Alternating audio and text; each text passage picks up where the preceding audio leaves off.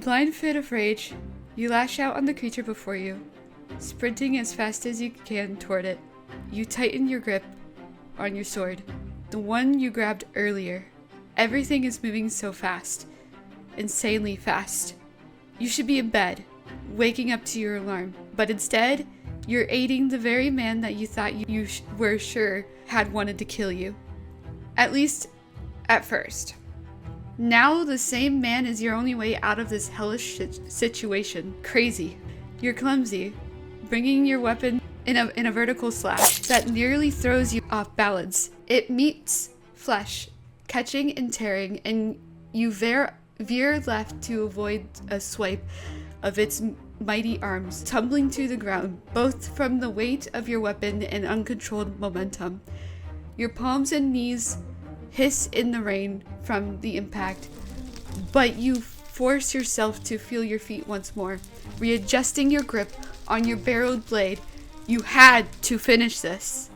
You charge forward with a cry of mixed terror and rage, falling from your lips with all your strength. You clumsily drive the blade into your monster's side. A guttural cry rumbles in its chest, eerie and loud. But you don't stop. You can't, or it will catch you. Even if this thing hits you, you're not sure if you'll survive. Ruth, he'd been hit. Please let him be alive. He was your only way out of this. You grit your teeth, yanking your blade free as you dance back a few steps, narrowly avoiding yet another swing. Your chest felt tight and the air felt thick. It was hard to breathe, but just a little more. You push forward once more, flicking your blade against any bit of flesh you could catch. You were by no means graceful, and your stance was probably horrible, but you were fast. Faster than this creature, for certain. Bit by bit, you chip away at it. You're breathing hard, sweat pouring from your brow, but you continue. Rage, or maybe spite, fuels you, blood racing through your veins. Your sword, blue like the rich diamonds, finally brings the monstrous beast down. It falls first into its knees, where you sink your blade into its heart before yanking it free. It falls forward, crashing onto the cobbled grounds. Then, all is still. You've done it. Your body, once filled with adrenaline, now recovers from your recent battle. You didn't know what was going on, what was happening, or how it occurred, but all you can see is the corrupted purple vined giant lying dormant on the ground. Did I kill it? It isn't bleeding anymore, and you can see the slashes you made against the purple crested like skin of the giant. It oozes a purple goopish like blood, which oozes on the ground before you, inching toward your foot. You step back, not wanting to touch it, afraid if you do, you might become it. It's definitely no longer alive now, and you surely made a dent in it. You just can't remember how it happened. It was all a blur. As your mind raced 1,000,000 miles per second, all you remember is you were trying to rush to Ruth's aid. The monster kept chasing after you, and then you fought it. After you charged at it, followed with a loud shout.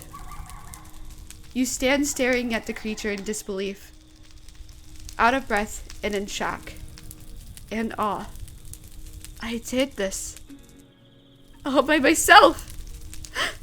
I can't believe I did this. I killed it. At first you don't know whether or not you should celebrate this win, but you can't help but cheer anyways. That is, until you hear a familiar groan in pain behind you. You quickly turn around. Ruth! You turn and face Ruth, who lies in a heap on the ground. You notice his body laying almost lifeless. At first, you very much thought he was dead.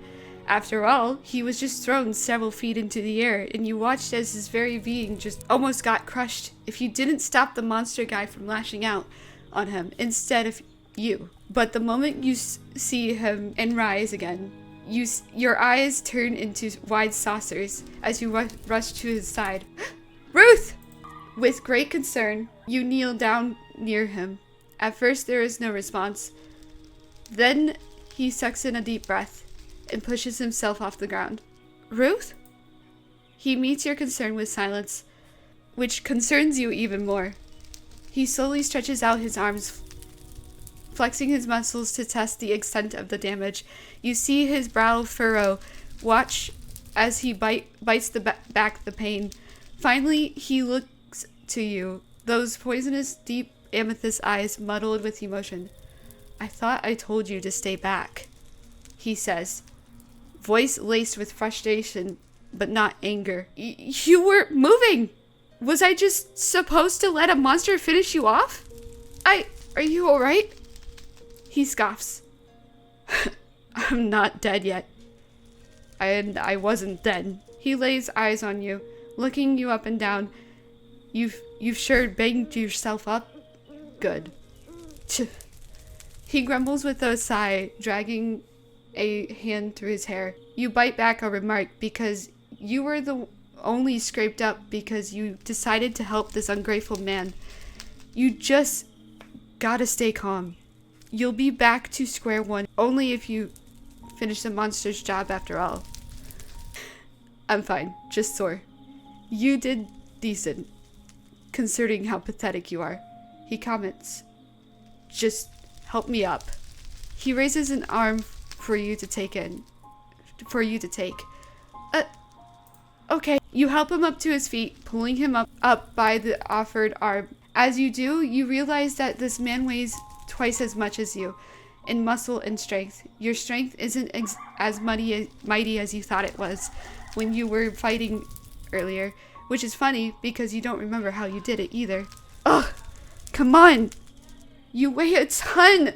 Ruth tries his best to help you push himself upward to his feet. Upward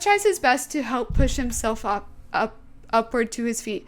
After a little more effort, eventually he stands on his own again, but doing so he hunches over. Most likely he may have broken a rib or two from being thrown. You frown. He's definitely not doing great, but you can't tell that he won't back down regardless of what you try to say. You're surprised he can even move at all. One wrong move, and you feel as though if you tapped him with your finger on his shoulder, he would just topple over. Are you sure you should stand up right away like that? You took quite a throw.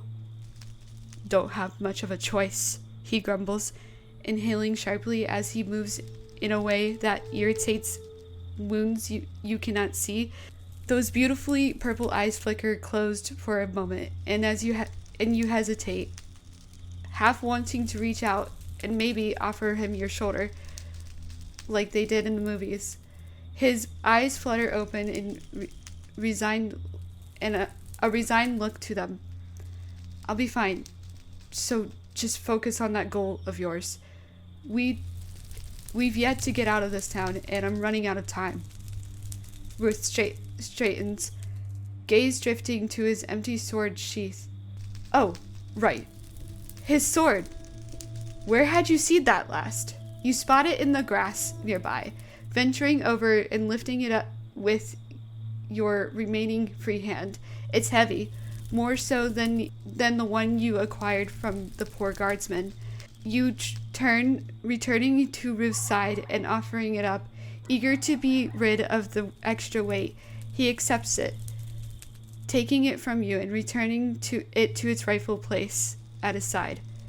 The longer we stay here, the more we're likely to be attacked or apprehended by guards, he states, and you frowned, still worried.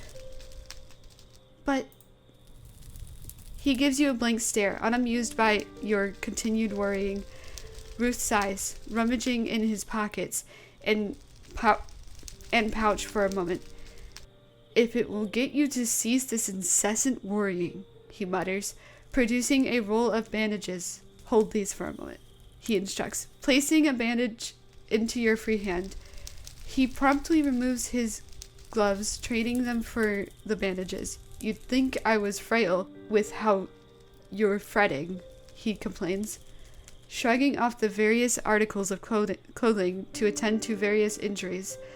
Your thoughts wander as he bandages his wounds, not interested in seeing the extent of the damage. If you did, the writhing pit of guilt within you will grow, perhaps wide enough to swallow you whole. He was at least bandaging himself up, but would that really be enough, Nova? You're drawn from your thoughts with a start. You looking owlishly up at Ruth, who beckons for you to follow him. It's best if we keep moving. Stay sharp, and keep that sword on hand too. If you survive, maybe you can find someone to teach you how to use it. Right. Okay, come on. Let's get you up. Okay. Where are we going?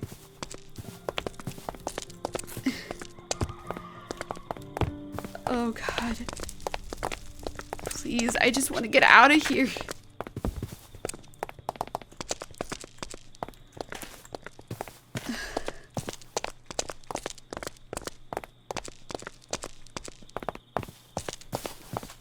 Okay, where is this place and this whole thing?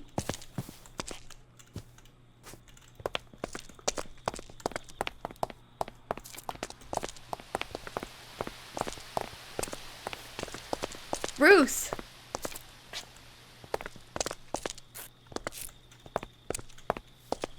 The buzz of adrenaline slowly leaves you, and with it comes wealth of aches that you hadn't previously processed. You finally escaped that burning town, and despite your aching feet and body, that kind of felt good. The faint taste of smoke and ash still lingers at the back of your throat, but the air is no longer tainted by it. In fact, the air out here is clean and fresh, and you're no longer struggling to breathe. Looking upwards at the inky sky, you spot countless of stars. You can't help but wonder if these were the same stars you've always seen. It was oddly comforting, imagining the skies as your sky. Looking back at the pillars of smoke and flame were becoming increasingly difficult to spot amidst the dark night. The danger you hoped was over. Finally, I can breathe. Ruth lets out a haggard breath, finally coming to a standstill. Let's rest here, he proposes, carefully settling himself upon the ground. You nod effortlessly, sinking down beside him. While it was easier for you to breathe at the moment, it felt as if you'd just finished running a marathon, with how your throat and lungs felt battered with each shaky breath. Has your heart ever beat this fast? You lean back, holding yourself with your hands. As you tilt your head back and allow your eyes to fall closed, breathe in and out. Focusing on slowing your racing heart, Ruth shifts beside you. I didn't expect matters to get so out of hand. You open your eyes and stare at him, brow creased. What do you mean? He doesn't answer you immediately, nursing his words. Ruth finally sighs, dragging a hand across his face with a groan. This was caused by someone I was attempting to find, and therefore stopped. You listen intently to what he has to say. This was all caused by someone who I was trying to stop.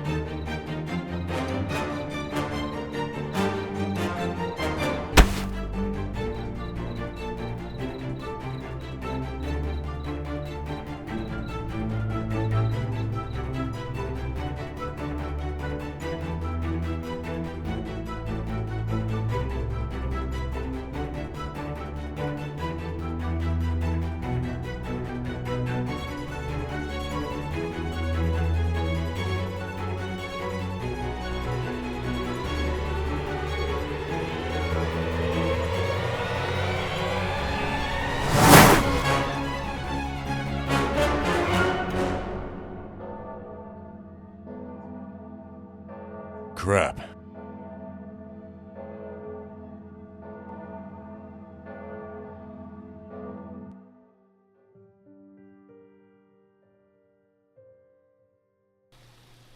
So your target was trying to throw you off his trail, you summarize, and Ruth nods. He unhooks a canteen from his belt and flicks off the cap with a thumb, taking a long swig from it. Once satisfied, he lets it fall, held simply in his grasp. Drastic times call for drastic measures, I suppose, he comments, gaze drifting towards the town you'd both left behind. He almost seems remorseful, but he hadn't seemed keen on the guards either. So you're not sure why. Here, drink. He offers you a canteen, his canteen, which you take after a moment of hesitance. What's in this? You ask, swishing the remaining liquid about, as if that somehow enlightened you. Lukewarm water, he deadpans, staring at you as if you were a fool. Why would I give you anything else? Right. You manage, resisting the urge to lower your head and avoid his gaze. Instead, you bring the canteen to your mouth, careful not to touch it to your lips. You allow the water to trickle into your mouth, soothing your dry throat bit by bit. Still, the water is gone all too fast, and you find yourself returning to the empty canteen before your thirst is fully quenched. Neither of you speak, allowing silence to settle over you, both like an old friend. The time allows you to think about this place and your fall. The utter fantastical aspect of everything makes this still feel like a dream, and everything feels too real for that to be the case. Your battered body was evidence enough, but if this wasn't a dream, then what was it? You're not sure, but oddly enough, it feels as if you'd awoken here for a reason. Maybe you were meant to help Ruth. All Ruth was trying to do was stop a person responsible for turning that town and its surroundings into a hellscape. A waking hellscape. If only he'd been a little faster, would you have woken to fire and flames? There's no point in wondering about that now. Originally, this was to be where you and Ruth parted ways.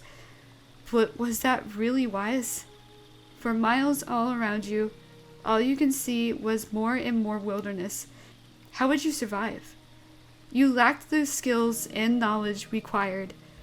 Ruth had a plan, and surely after he was finished, he'd have somewhere to return to. If you stuck with him and helped, maybe he could at least get you to the next town in one piece. Are you still trying to stop it? He wears something akin to a smile, but it's tight and wistful, so this is my duty, he replies. If he hadn't managed to stop it before, why was it going to be any different now? If Ruth has shown you anything, it's that he's capable. So you're hesitant to doubt him, but still, the thoughts surface like bubbles in water. You weren't much yourself, and you knew little of his place or its rules. But what if you had appeared for this very purpose? Something only you could do. Was this your chance? Right. What will happen if the corruption is allowed to spread? Ruth takes a breath, and then begins to explain. It will only continue to grow, tainting anything and everything in its path. Crops will fail, wildlife will suffer, villages and towns will find their safety threatened by tainted creatures. He says, letting it be is not an option. I've tried brute force, roundabout methods, and a slew of different theories, but made no progress. At this rate, the only method that might work is pure magic, he notes, half thinking out loud. Pure magic? He takes a moment to respond, as if not having processed that you'd asked a question, evidently lost in thought. Ruth clears his throat. How do I explain this simply? He muses. Think of a scale. You have light on one end and darkness on the other. They're natural opposites, so it would make sense for them to combat each other, he explains. In our situation, the corruption and taint is dark. Therefore, it would make sense to utilize light to purify it. If the darkness is strong, then the light must be stronger. And for us, we're in need of some powerful light. And you think pure magic could do it? You ask, following his explanation to the best of your ability. He nods, mumbling to himself. The question is, how I obtain it. For a brief moment, he locks eyes with you. The cogs in his mind evidently working their hardest. Unless... He muses, considering before shaking his head. Never mind. That would be blasphemous. Ruth mutters. You can only stare back at him, utterly confused. An odd uneasiness festers in your stomach, twisting it into knots. Unless what? Just what was he thinking? Ruth sighs, pinching the bridge of his nose. Why are you suddenly curious? I believe this is where we part ways. So this no longer concerns you, he questions, looking at you quizzically. I mean, that was a fair point. Should you stay and help him? Well, what if I don't? You try, uncertainly. He blinks at you. We made a deal, he reminds you pointedly. You grimace, recalling that exchange all too well. I know, but what if I could help you? You purpose. And how exactly would you help me? He drawls, unimpressed. Hey! At the very least, I'm an extra pair of hands. That can be useful, you argue, bristling. Ruth looks at you, skeptical, but sighs. Fine. But if you don't listen to my exact instructions, you can fend for yourself, he warns. You nod, knowing all too well that you were very likely to disobey. You were very likely to disobey an instruction or two, but he didn't have to know that. So, if we don't have pure magic, how are we supposed to stop the corruption from spreading? Ruth sighs.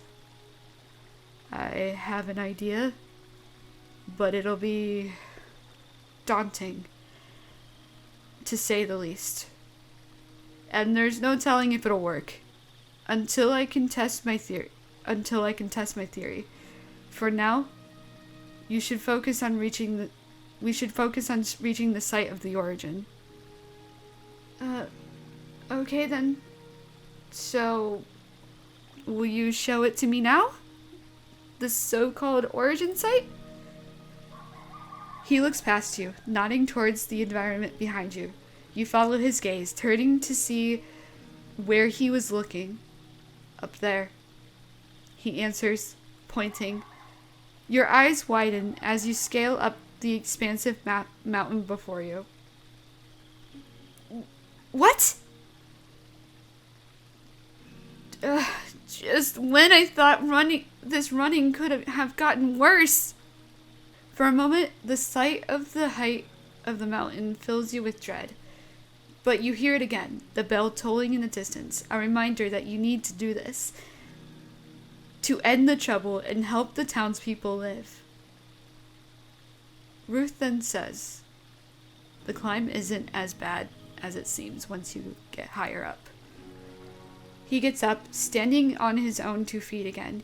You frown, looking back over at the village, then at him again.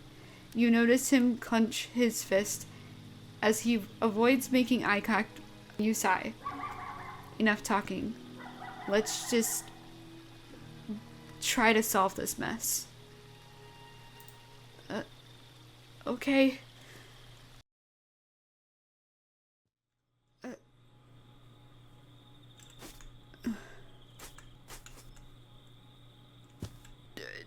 Does it feel like there's somebody watching us?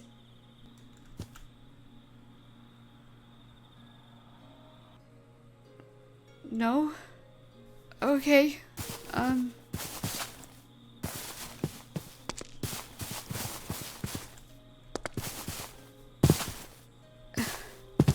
Gosh, I hate climbing.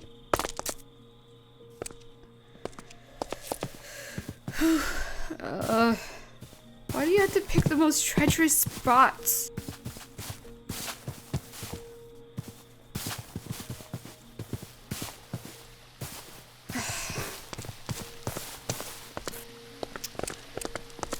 True.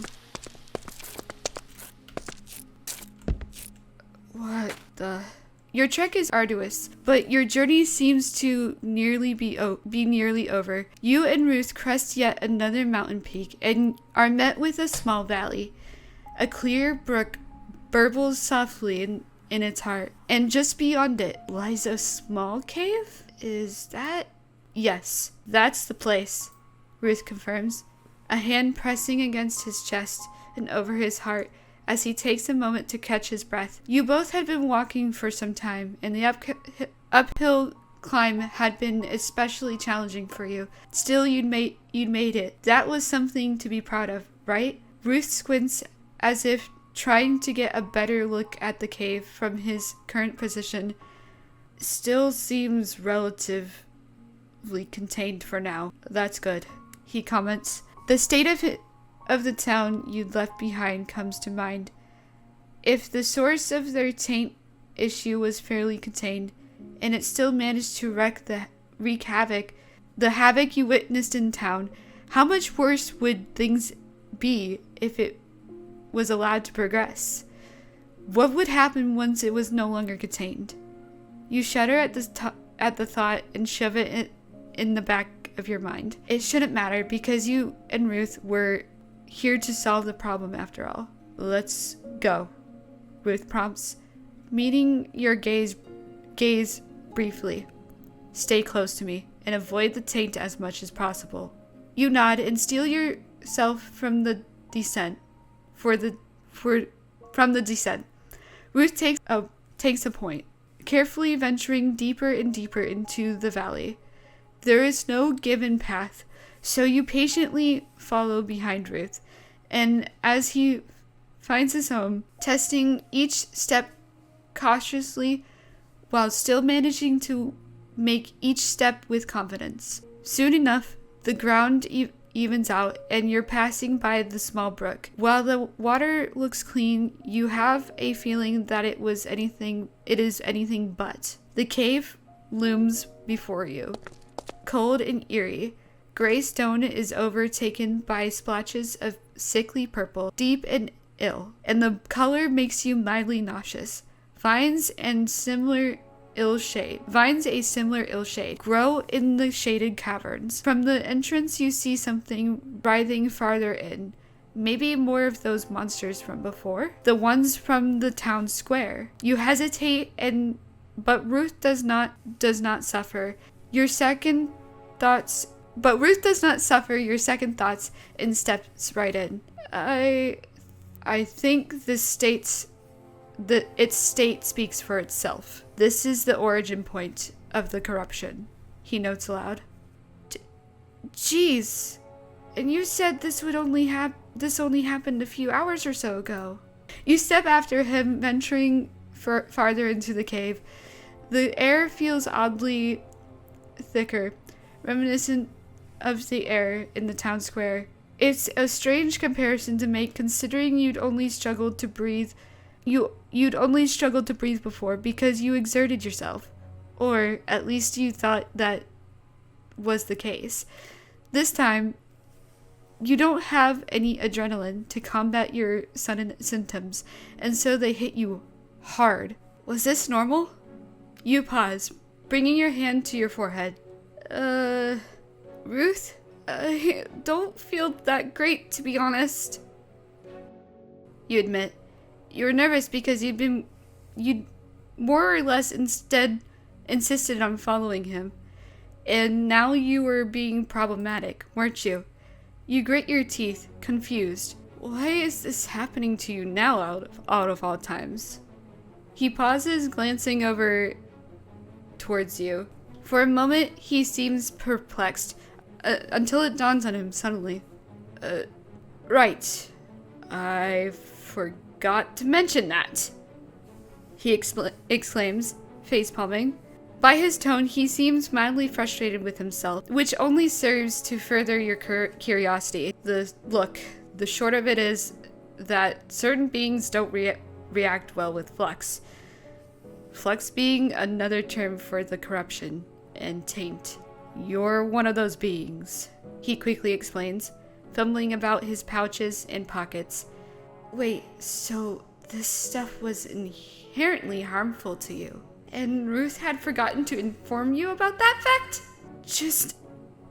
what am I even? You don't know? Alright. Overlooking the questionable implications behind that question, you're an angel. If you'll recall my light and dark explanation from earlier, angels fall into the light category. Ruth answers, drawing his blade and severing the corner of his cloak. He sheathes his blade and offers the bit of cloth to you. Here, use this to cover your mouth and nose. The less of this you breathe in, the better, he says, pressing it into your hand. You bring the cloth to your face, pressing it over your mouth and nose. It's a bit difficult to breathe through, but it does the work decently as a filter. The weight of your chest lessens somewhat, and you resign to breathing through fabric that was by no means ever intended to become a mask for the duration of your cave exploration. If I'm light, why is this hurting me? Didn't you say light could purify the dark? You're weaker than your surroundings, so it's actually the opposite. Ruth corrects, pressing onward. If stronger light could purify the dark, what does stronger dark do to the light? Corrupt it? You shudder and shake yourself from your thoughts and hurry after Ruth. Let's be quick about this, he says, and you couldn't agree more. You soon come to an open cavern where a pool of water sat a gazebo-like structure made of marble and intricate white stone. In the center was a dais, upon which an aged statue of a woman stood, damaged but impressive. Most notably, there was an odd indent just below her collarbone that made it seem like something was missing. To the left of that, the ground rose unevenly, but eventually it led to a stone overhang that seemed to hold Ruth's interest. There it is, he notes, gesturing to the overhang. You squint, trying to identify the shapes you are seeing. Were those pillars? Its items seemed to be on them, although you couldn't quite identify just what they were. It was almost like some sort of ritual. Alright, here's what's going to happen, Ruth says, turning to face you. I'm going to the ritual. I need to see if my theory will work. What about me? You stay here and keep watch, he instructs. But, hey, we agreed that you'd listen to my instructions, Ruth interjects, cutting you off. This place is dangerous, and I need you to know immediately if anything changes. This is the most you can do. If you don't like it, the exit's right there, he offers, gesturing towards the cave entrance. You didn't like it one bit, but... Fine. Ruth looks at you, clearly doubtful. You simply meet his gaze until he turns away from you. Very well. Let's just say my name if you need me. But I do need to focus.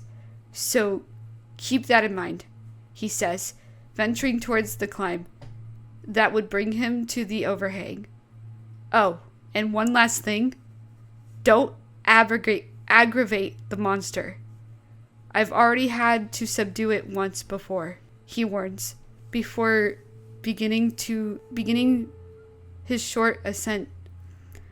The what? The monster? Monster as in singular? But weren't there multiple of those weird tentacle creature things? Unless, were they all connected? Was some larger monster lying beneath this place? You gulp, nervous. And note to take in that wording extra seriously.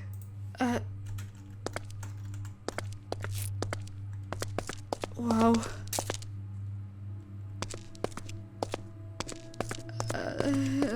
Stars? I don't... Whoa. This place is...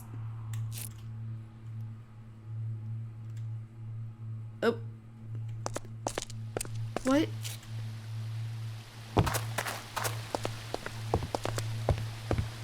This thing. There's... Is it repelling all this? Ruth? Are you okay?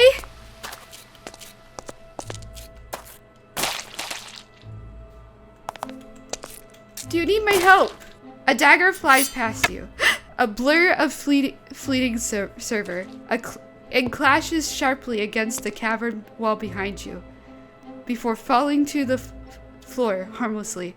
Your attention is grasped so completely in that moment, as you frantically search for your assailant, breath catching in your throat. At the entrance to the cave stands a cloaked figure dressed in gray-black robes, embellished with gold thread. Their face is completely obscured, but upon their left wrist is something peculiar. A peculiar mark, like a tattoo of some kind? 4. Hey! Pull yourself together, Nova! Ruth demands, roughly grabbing your shoulder. You flinch, eyes wide, as you're forcibly pulled from your thoughts. When did he get down here? Upon seeing the acceptable level of alertness return to your eyes, he lets go of you. You steps forward, positioning himself slightly in front of you, blade drawn. The stranger has yet to draw another weapon.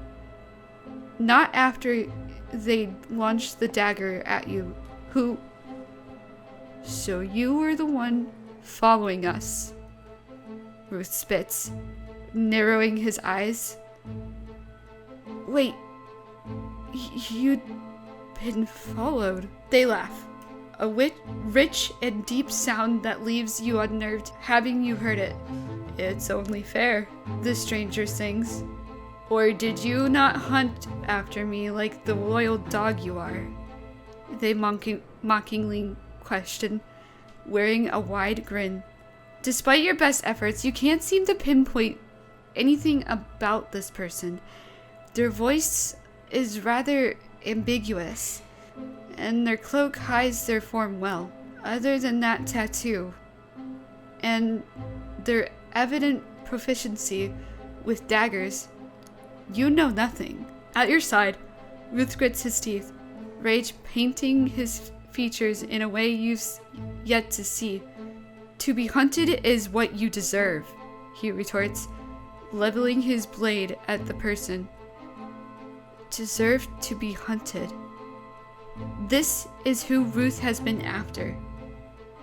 The one who created the mess. The one who begun the corrupting and tainting.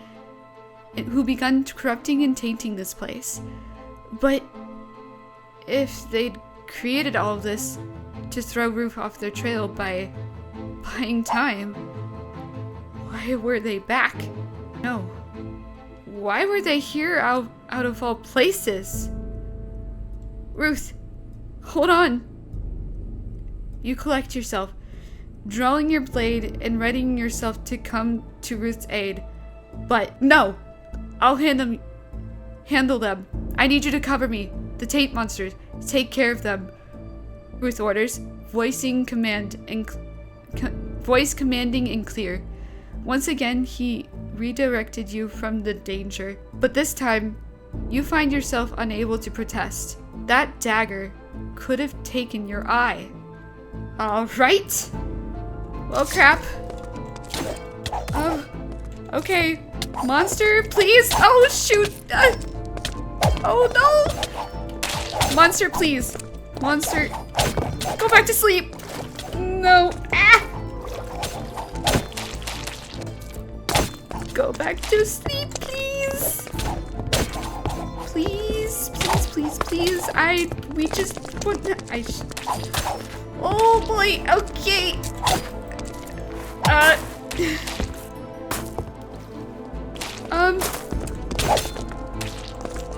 Oh crap.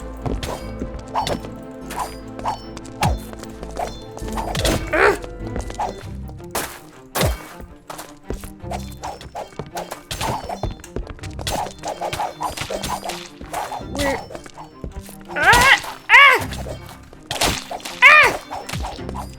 Come on!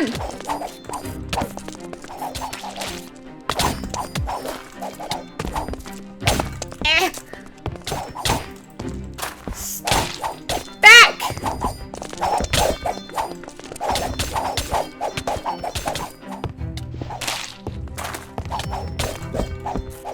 One down.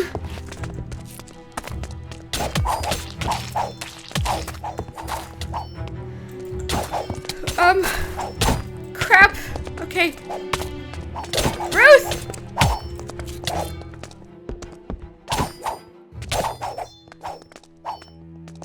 You had to abandon your makeshift cloth to mask once you begin fighting because you, as unskilled as you are, it was difficult to fight one-handed. You could feel the toll as it was taking on you. But you powered on, ignoring the fact that you were beginning to slow down, ignoring the fact that you were taking hits more often, and finding it more difficult to rise each time. You could do this. This was something you could do, right? You throw your weight behind your blade bring it down diagonally in a long sweep as it cuts a deep gash into a tape monster. It howls, it moves, slowing as it ends near, but you're already stepping past it, rising your blade with shaky arms against the next foe. Again.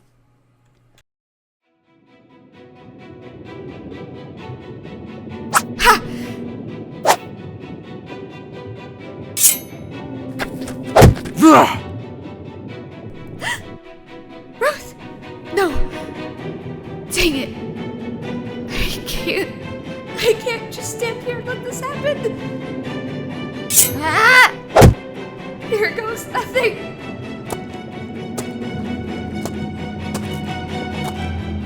The sooner we stop this thing, the sooner it will be over, right? Nova! Ha! What the hell do you think you're doing? Ha! Almost there! The sooner that I'll wake up, right? Ha! Right.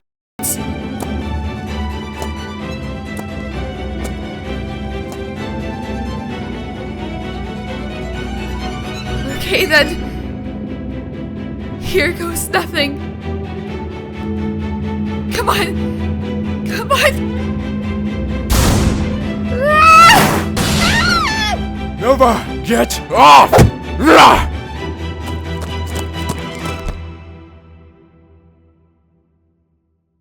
Your body is alight with pain, hot and fiery. It's forced through your veins like an unwanted blessing. Heaving and gasping for salvation that you are no longer worthy of. Your chest burns, but you cannot get enough air in your lungs. You cannot move because it's bolts of pain arsing through your body, so you cry. But you cannot even do that. Your back itches terribly, your wings pinned against the cold stone, and all you can do is whimper, a soft, pathetic sound. You tried to stop the ritual. You somehow brought forth light, and then you've been thrown. You felt the explosion and the pain begin. You'd fallen. Nova! Ruth bellows, shaking his opponent as best as he could in an effort to rush to your side. He stopped, the stranger blocking its path. Oh, no, you don't! They hum. As Ruth is forced to hurriedly bring up his blade and knock it over with an overhead swing. Get out of my way! He roars, pushing back the stranger's blade with all of his might and forcing him back. They disengage, but promptly lock swords again. They engage in a brilliant dance about the cavern, arsing blades in brilliant footwork, bringing neither one close to victory. Ruth growls, the sound of a low rumble of sheer frustration deep in his chest. Then it stops. The stranger retreats to the cave entrance, blade resting against her shoulder. Ha! Ha ha! You're as skilled as they say, he comments, eyeing Ruth. But for all that skill, and you still didn't notice my trap. Ruth's eyes widen a fraction. Expression grim. What are you? Enjoy your tomb, Ruth. A loud explosion rocks the entryway, and the entire cavern shakes. Ruth stumbles, nearly losing his footing, but recovers. Loose rocks and rubble tumble down, entirely collapsing the entryway, and sealing you both inside with the remaining monsters. The stranger is nowhere to be seen now. Ow! Ruth stares at the results of the cave-in, sword falling from his grasp. Then you cough violently. And he seems to remember himself. Abandoning his weapon, he hurries towards your side and kneels. You're partially lifted as Ruth weasels an arm under your back, mindful of your wings, so your head isn't fully against the stone. He's talking, and you realize it. He sounds angry and maybe a tad bit desperate, but despite him being nearer, you cannot make out what he's saying. Everything hurts, and you just want it to stop. Please stop. A soft warmth envelops you, overriding the pain bit by bit. Your aches and agonies all begin to fade. It becomes bearable, and slowly your senses begin to return. You wiggle your fingers and carefully flex an arm. It doesn't have you writhing in agony as it had before. You blink, clearing your blurry vision until you can process the white fringe that dangles over you. Ruth? Ruth's eyes open as he looks tired. One arm is holding you partially upright, while the other hovers just above you, emitting a faint magical glow. Had he healed you somehow? You idiot, Ruth says blandly, anger fizzling out. This is why I hate working with people. You were in trouble. That's your reason again? Huh? He notes, wearing a strange smile. You just don't know how to look out for yourself, do you? He questions. And you have no answer for him. Come on, up you go, Ruth murmurs, after a moment, carefully hoisting you to a sitting position. Careful, I couldn't heal everything. I've numbed what I could for now. You nod, promising to be mindful. Ruth carefully stands and retrieves his weapon, returning it to his sheath. Before returning to your side, he mutters to himself, needs care, not them. Shouldn't involve. No choice. Ruth? Right. Ruth extends a hand and helps you to your feet. We need to find a way out of here, ideally before my work weighs off. Unless you want to be writhing on the floor again. You don't want that.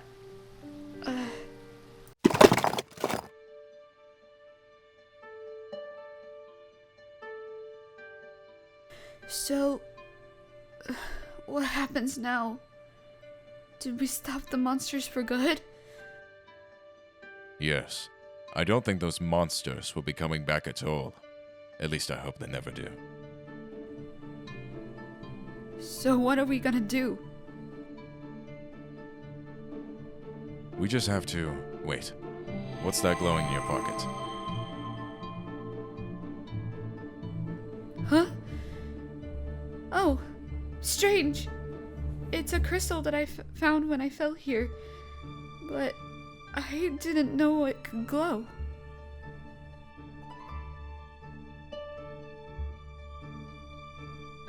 What are you doing? Don't move so fast or else you're going to injure yourself more. I'm okay. Just a little sore. But I'll be alright. What? What is it? This diamond reminds me of something.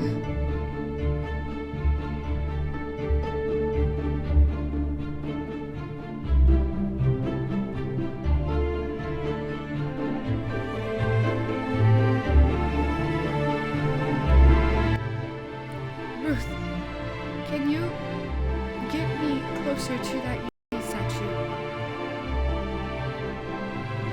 I want to get a closer look at it.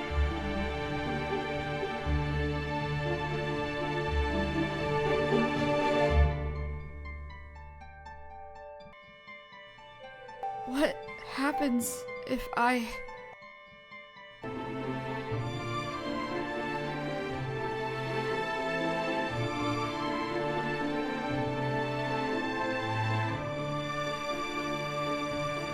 Wait a second. Don't! Stop!